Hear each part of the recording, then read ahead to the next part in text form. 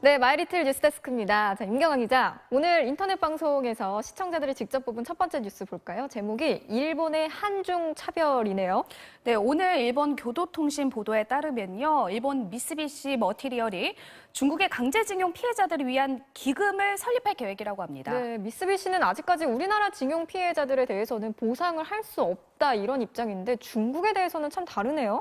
네, 미쓰비시는 재작년에 이미 중국 징용 피해자들에게 수백억 원을 보상하겠다고 밝혔는데요. 당시 통절한 반성의 뜻을 표했습니다. 네. 더 나아가 기념비를 건립해서 피해 사실을 다음 세대에 전달하겠다고까지 했습니다.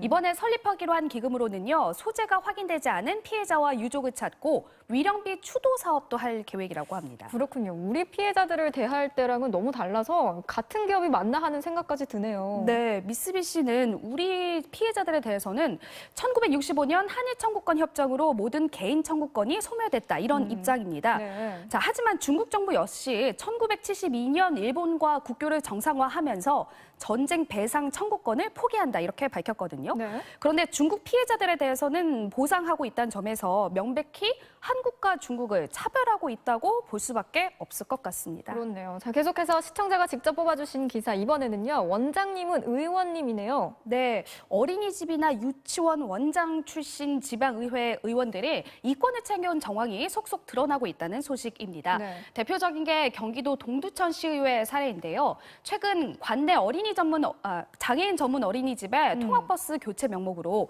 추경 예산 7,100만 원을 통과시켰다고 합니다. 네. 그런데 동두천시의회 최금숙 부의장은요, 이 어린이집 원장 출신이고요. 현재 남편이 법인 대표로 있습니다. 그렇군요. 장애인 전문 어린이집이라고 하니까 지원이 필요하겠다 싶었는데 이렇게 되면 특혜 논란이 있을 수밖에 없겠네요. 네, 게다가 동두천시는 이미 두 차례 이 어린이집 차량 구입비 지원을 거부했거든요. 그런데 최 부의장이 지난 지방선거에서 당선된 뒤 지원이 결정되면서 뒷말을 낳았습니다. 그렇군요. 그런데 이것뿐만이 아닙니다. 네. 경기도 의회에서는 수천억 원의 어린이집 보육 예산을 좌지우지하는 예산결산특위 위원장이 현직 어린이집 대표였고요.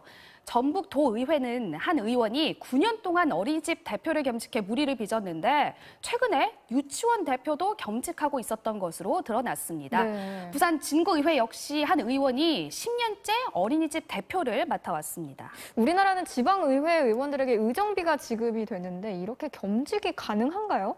법적으로는 안 됩니다. 그 지방자치법 제35조에 따르면 공공단체 관리인 겸직이 금지되어 있습니다. 네. 그런데 구체적인 처리 규정은 조례에서 정하도록 되어 있고요. 처벌 역시 각 의회마다 제각각인 상황입니다. 그렇군요. 자, 오늘은 여기까지 듣도록 하겠습니다. 지금까지 마이리틀 뉴스데스크였습니다.